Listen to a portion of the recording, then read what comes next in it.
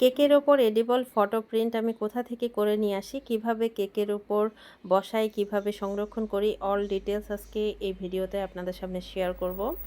এই তো দেখতেই পাচ্ছেন আমি কেকের ওপর এডিবল ফটো, অর্থাৎ যে ফটোটা কেকের সাথে খাওয়া যায়, এই ফটোগুলোকে সুগার প্রিন্ট বলে, কিছু আছে ওয়েফার প্রিন্ট। এটা আমি সুগার প্রিন্ট করে নিয়ে এসেছি।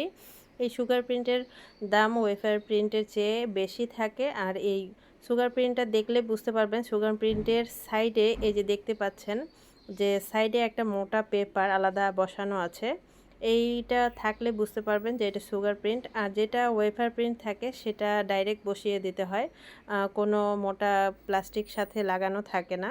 আর এই এডিবল ফটো প্রিন্ট আমি করে নিয়েছি এডিবল পিকচার নামের পেজ থেকে।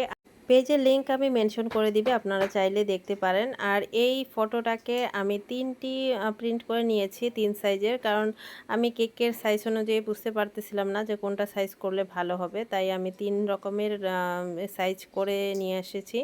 আর যেটা ভালো হবে সেটাই করব। এখানে সবচেয়ে ছোট সাইজটা আমি কেটে জাস্ট এরকম যে মোটা প্লাস্টিকটা থাকে তার থেকে উপরে আলতোভাবে টেনে তুলে নিলেই হয়ে যায়। আমি ওইটা খালি জাস্ট দেখালাম আপনাদেরকে। আর এই ফটোটা আমি কেকের উপর বসাবো।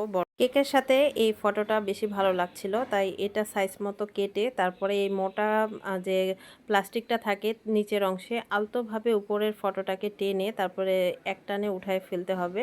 তারপরে যেখানে আপনারা কেকের উপর বসাবেন এটা জাস্ট এইভাবে বসিয়ে রাখতে হবে।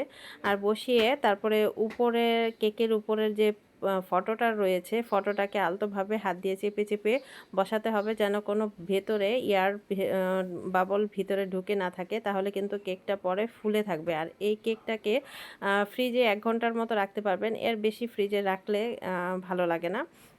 এটাতে একটু পানি পানি ভাব দেখা যায়, এজন্য যখন ডেলিভারি দিবেন তার আগ মুহূর্তে জাস্ট ফটোটা বসায় তারপর ডেলিভারি দেওয়ার চেষ্টা করবেন।